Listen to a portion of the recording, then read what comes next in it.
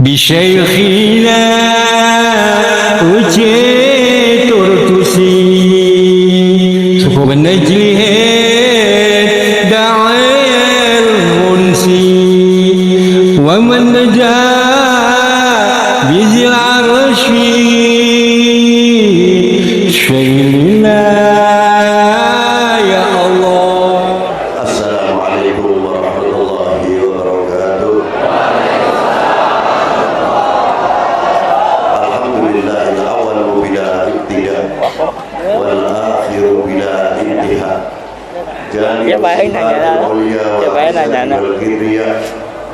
Wassalatu wassalamu ala imami ahli safa'i wal wafa qutbil anbiya wal awliya Sayyidina wa maulana Muhammadin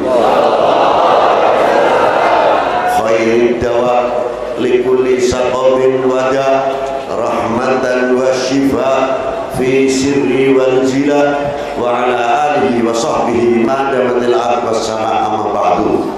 Yang saya hormati para sesepuh bini sepuh, para habaib yang wala'afu minkum tidak bisa saya sebutkan satu persatu, khususnya guru-guru kita silsilah yang murabbi sampai kepada Sayyidi Syekh Abdul Qadir Al-Jilani.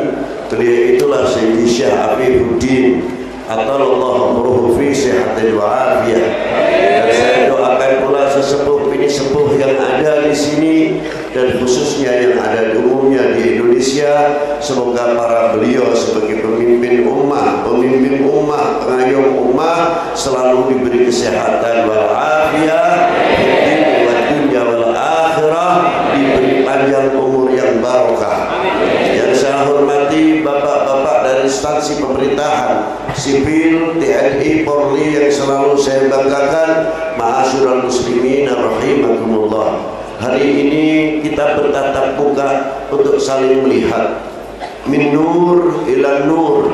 Semoga min nur ila nur akan menjadi tertanam di lubuk hati kita, yang akan selalu memancarkan ma'rifah, selalu ingat kepada Allah Subhanahu wa taala dan ingat kepada baginda Nabi sallallahu taala alaihi wa alihi wasallam. Seseorang yang telah mendapat dipercaya oleh Allah dengan sabdanya Allah Subhanahu wa taala, qul in kuntum tuhibbunallaha fattabi'uni yuhibbukumullah. Katakanlah kekasihku kepada umatmu, bila kalian mencintai aku, yakni Allah Subhanahu wa taala, fattabi'uni. Rasulullah diperintah oleh Allah untuk mengatakan fattabi'uni, ikutilah jejakku, ikutilah aku, engkau akan dikasihi oleh Allah, akan dicintai oleh Allah Subhanahu wa taala. Ayat ini luar biasa, diambil dari kalimat fattabi'uni, luar biasa. Karena apa?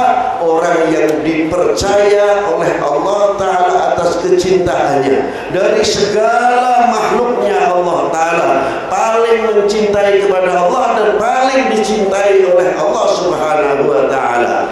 Apa sabdanya Allah taala kepada orang yang mengatakan diperintah oleh Allah fattabi'uni, Yasin wal Qur'anil Hakim innaka laminal mursalin ala siratim mustaqim. Siapa oleh Allah taala yang diperintahkan untuk mengucapkan fattabi'uni fa innaka la'ala khuluqin adzim, dan siapa yang diperintah oleh Allah untuk mengucapkan fattabi'uni, Ar-Rahman 'allamal Qur'an khalaqal insana 'allamahul bayan, dan siapa yang diperintah oleh Allah taala untuk mengucapkan fattabi'uni, laqad ja'akum rasulun min anfusikum azizun 'alaihi ma 'anittum harisun 'alaikum bil mu'minina raufur rahim. Dan siapa beliau?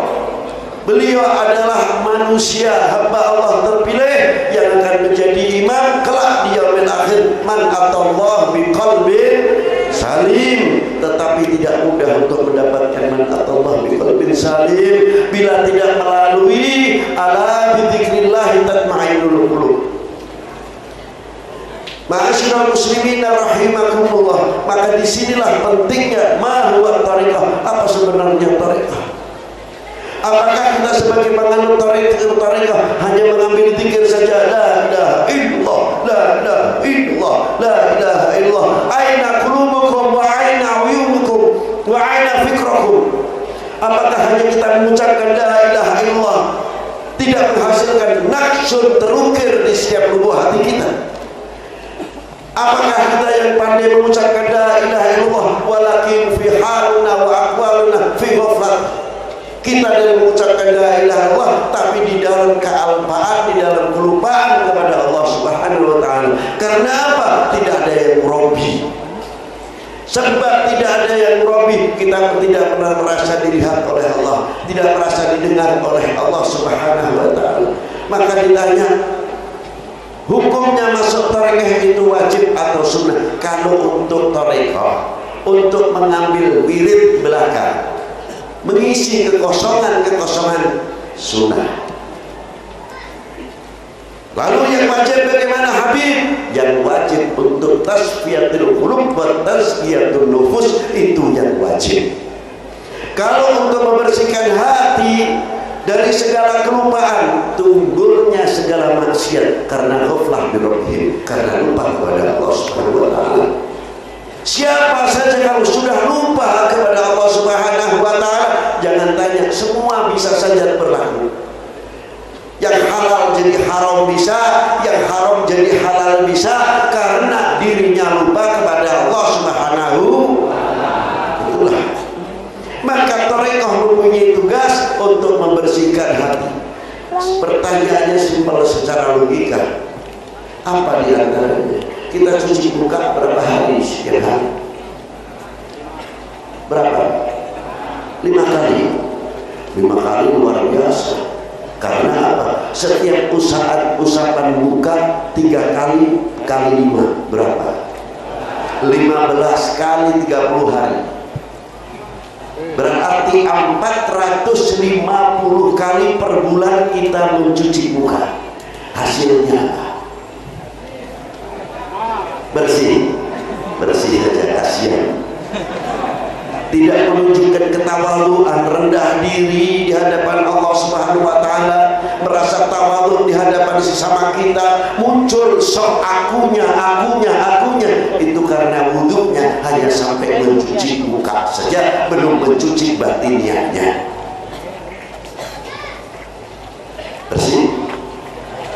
Bersih.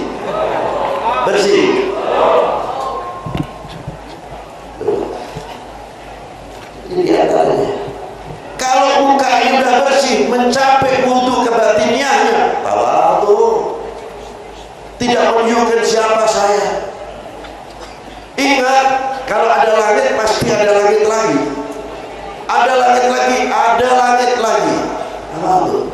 Ketika kita mengucapkan subhana rabbiyal a'la wa bihamdih, habis hilang semuanya. Tidak ada siapa saya, hilang. Yang ada apa?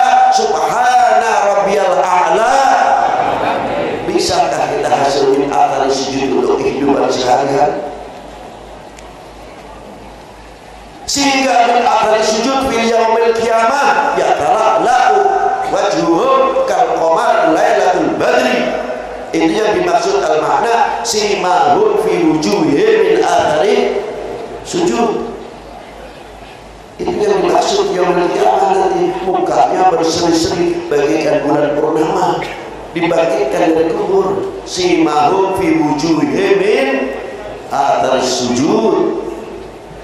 Ini berkah tawadhu kita, berkah muka kita diwudhui bersih, mata kita bagian yang diwudhui. Tidak mungkin mata kita akan membuka aibnya orang, suka menengok, meninjau, melihat aibnya orang dijual. Tengok sana fudul, apa kesalahannya? Mungkin bisa dijual. Mata yang baik karena min barakatil wudu, melihat min mukmin akhul mukmin, semua dengan kacamata baik. Yang ada apa? Ruhama bainahum, saling menasihati, bukan untuk saling membuka aibnya sesama kita. Kalau saudara mukmin sudah saling membuka aibnya di antara kita, jangan salahkan orang lain kalau ikut campur tangan untuk membuka aibnya kita. Sama di dalam masalah bangsa. Kalau kita sudah membuka aibnya sesama bangsa, entah itu di dalam TV atau di dalam lainnya, jangan salahkan kalau bangsa lain senang melihat aib kita, karena yang membuka pintu siapa? Adalah kita sendiri. Betul?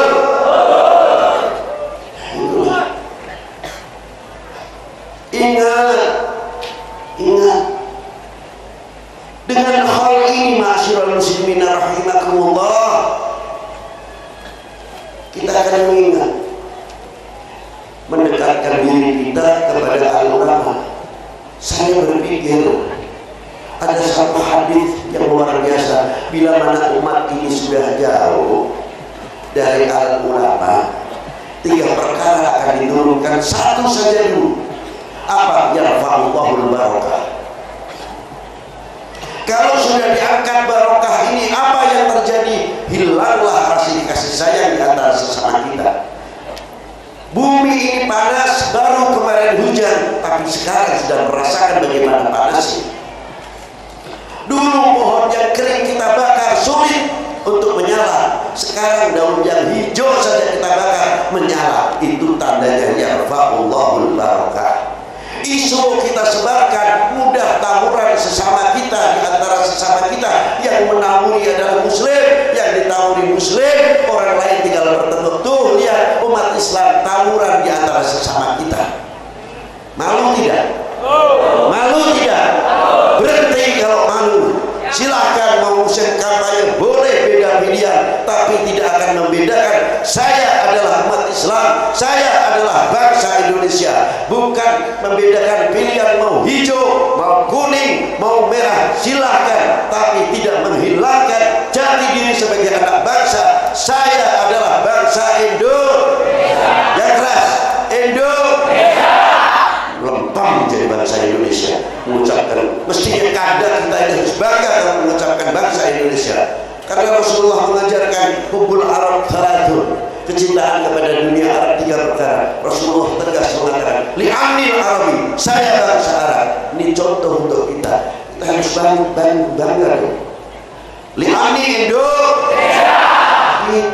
Itu kekuatan yang melebihi nuklir, melebihi kekuatan kendali. Silakan dunia luar mau mempunyai nuklir, Indonesia mempunyai kekuatan kesatuan persatuan Republik Indonesia.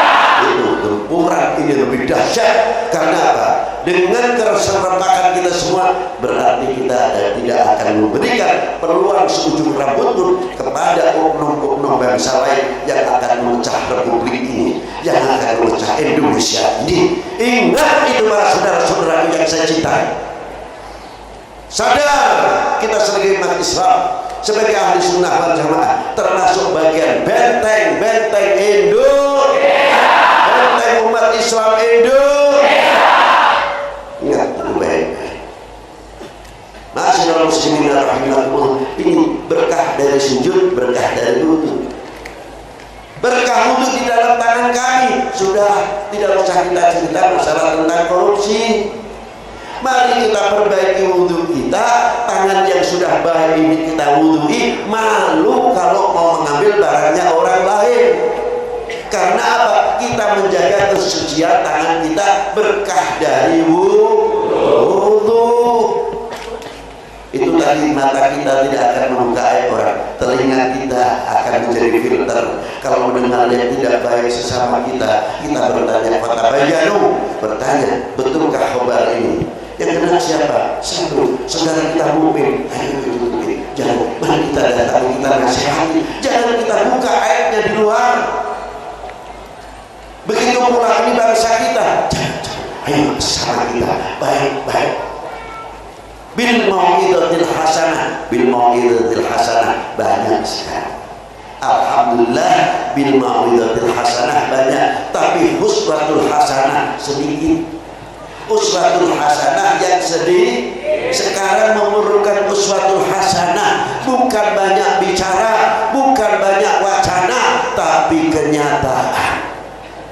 Akhlak yang baik, budi pekerti yang baik, itu yang dituntut untuk kita semua. Maka dari itu ma'asyiral muslimin rahimakumullah, dengan adanya hal tersebut untuk kita ingat kepada siapa? Para beliau-beliau yang ikut andil besar dalam dunia Islam, yang ikut andil besar dalam memerdekakan bangsa ini dari belenggu penjajah dan kebodohan. Habib Lutfi ketika berziarah Wali 9, Habib Lutfi ditanya, Beb, apa keistimewaan ini? Maaf, terlalu panjang enggak? Ya, terlalu panjang terus.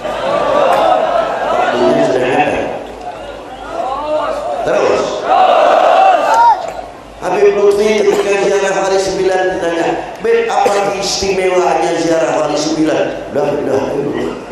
Karomahnya gimana, Beb? Aduh, terlalu tinggi. Barokahnya gimana, Beb? Saya untuk mencapai martabat itu, untuk mendapatkan itu terlalu jauh. Cuma saya ingin belajar malu saja ziarah Wali 9.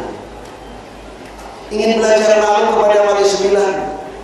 Di dalam kuburnya Sunan Ampel Al-Imam Ahmad Rahmatillah bin Ibrahim Asmaraqandi bin Jamaluddin Husain bin Abdullah Udmat Khan bin Ahmad Syah Jalal bin Abdullah Udmat Khan bin Amir Abdul Malik bin Alwi Amal Faqih bin Muhammad Sahib Marbat bin Alwi bin Ali Khalid Qasam bin Alwi bin Muhammad bin Alwi bin Ubaidillah bin Ahmad Al-Muhajir bin Isa An-Naqib bin Muhammad Naqib bin Ali Al-Muraidi bin Ja'far Sadiq bin Muhammad Al-Baqir bin Ali Zain Al-Abidin bin Husain Siddi bin Ali bin Abi Talib wa bin Fatimah Zahra Al-Batul binti Rasulillah sallallahu alaihi wasallam Rasul.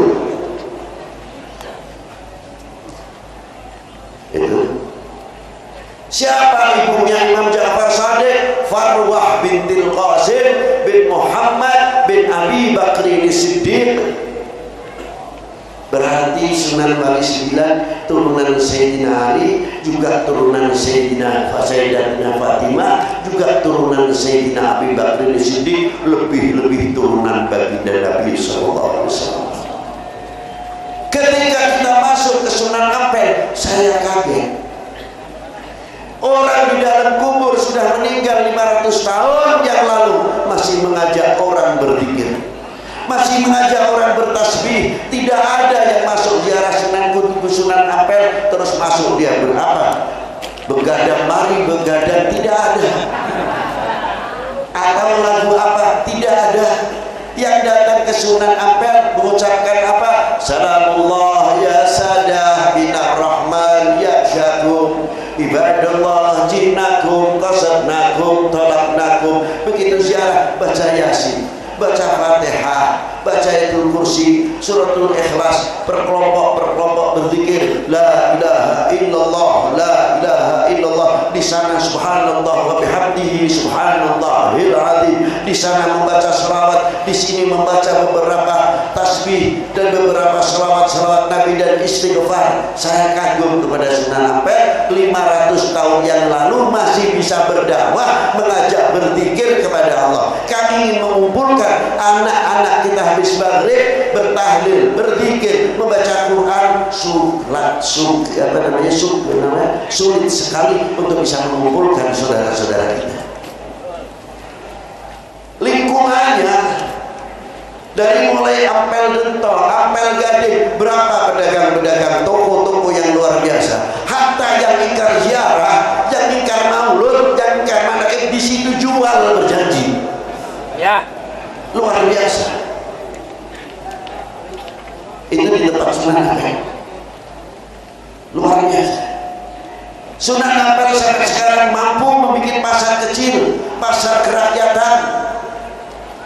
Belum ziarah ke Wali 9 Maulana Hasanuddin bin Syarif Hidayatullah. Depannya pasar ramai, siapa yang mengundang? Kalau tidak disentuh oleh Allah Subhanahu wa taala, sebab karomah Maulana Hasanuddin Banten, Maulana Yusuf, itu karomah yang luar biasa. Orang mati masih bisa menghidupkan pasar yang hidup. Di Maulana Syarif Hidayatullah ayahnya separuh non muslim, separuh muslim. Coba kalau Jumat Kliwon kita ziarah ke makam Maulana Syarif Hidayatullah, lihat sebelahnya satu non muslim yang pakai menyan kecil sampai yang besar, lilin yang pendek sampai yang panjang, yang gembok sampai yang kering, yang kurus. Di sebelah macam-macam. Saya kagum Maulana Syarif Hidayatullah di dalam kubur masih bisa menyatukan bangsa. Kagum. Lalu di satu sisi tempat dunia Islam, dunia Muslim kita yang zikir gayanya macam-macam, dengan lagunya zikir macam-macam, mereka bersatu luar biasa. Jadi saya katakan bahwa Maulana Syarif Hidayatullah di dalam kubur pun khususnya wali 9 masih bisa mempersatukan umat, masih bisa mempersatukan bangsa. Malu tidak kalau kita ini? Mestinya malu, orang mati sudah sekian ratus tahun masih bisa memberi makan kepada yang hidup. Ini contoh untuk kita semuanya.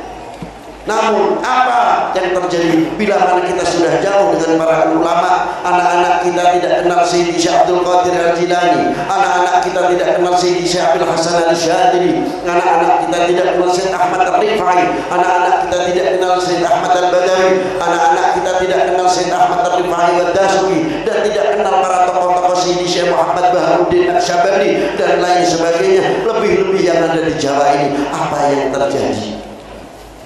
Sehingga anak-anak kita lupa, tidak mengetahui bahwa ulama-ulama yang ada di Indonesia khususnya dan tokoh-tokoh pejuang ikut andil besar dalam memerdekakan bangsa ini dari belenggu penjajah dan kebodohan, dan ikut andil besar di dalam nasrul Islam, nasrul dakwah, sehingga kita bisa kumpul karena sebab jasa-jasa beliau yang diangkat menjadi warathatil anbiya. Maka dengan ini kita kumpul untuk menghidupkan kembali la ilaha illallah Sayyidina Muhammad Rasulullah. Tanamkan kepada kita semuanya supaya hati kita terukir, mengganti sifat-sifat takabur, sum'ah, dengki, hasad. Itu letaknya bukan di mulut.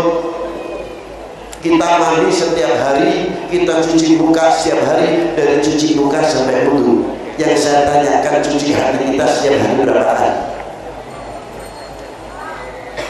Cuci hati kita setiap hari berapa kali? Muka 5 kali, hati kita berapa kali kita cuci?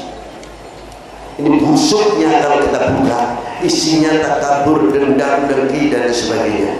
Alat pencucinya kalau zahir ada air, kalau tidak ada air tayamum. Tapi pencuci hati adalah hati kita dengan cucian la ilaha illallah Muhammadur Rasulullah. Mata kita kenalkan kepada la ilaha illallah, telinga kita kenalkan kepada la ilaha illallah yang menciptakannya, mulut kita kenalkan, hati kita, tangan kita, kaki kita, sehingga keluar dari dunia ini membawa la ilaha illallah Sayyidina Muhammadur Rasulullah. Apabila sudah menyinari dan memenuhi bumi ini dengan orang-orang ahli la ilaha illallah, insyaallah maksiat akan lari sendiri. Takut kepada min ahli la ilaha illallah Sayyidina Muhammad Rasulullah sallallahu alaihi wasallam. Maka dari itu terakhir, untuk kita mempertahankan supaya barokah ini bertahan, barokah ini kita pertahankan, mari kita jangan jauh dengan para ulama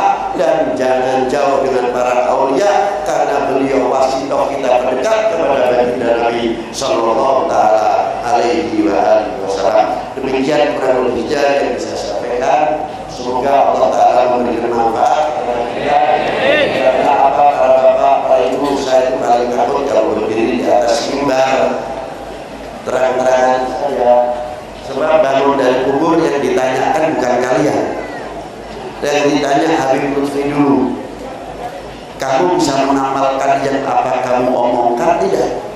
Ini beratnya. Amplopnya sih boleh kandel, amplopnya sih boleh tipis. Datang dikawal pakai mobil yang baik, tapi bangkit dari kubur tidak kenal pengawal, tidak kenal amplop. Ini yang berat tanggung jawabnya. Semoga kita semuanya tidak menjadi orang yang pintar ngomong, tapi menjadi orang yang pintar mengamalkan, orang yang bisa mengamalkan, sehingga masuk jajaran orang yang dicintai Allah, yang mencintai Allah. Baginda Nabi sallallahu alaihi wasallam dikumpulkan bersama baginda Nabi sallallahu alaihi wasallam. Demikianlah, semoga Allah taala bermanfaat. Allahumma shalli ala sayyidina Muhammad wa ala ali sayyidina Muhammad salatan tunjina biha min jami'il ahwal wal afat wa taqdi lana biha jami'il hajat wa tutahhiruna biha min jami'is sayyi'at wa tarfa'una biha 'ala darajat wa tuballighuna biha aqsal ghayat min jami'il khairat fil hayati wa ba'dal mamat. Wa sallallahu ala sayyidina Muhammadin wa alihi wa sahbihi wa baraka wa sallam. Walhamdulillahi rabbil alamin. Wal 'afwu minkum. Assalamualaikum warahmatullahi wabarakatuh. بشيخنا أجيت الكسي وبنجله دعا المنسي رشيد اشفينا يا الله. والسلام عليكم.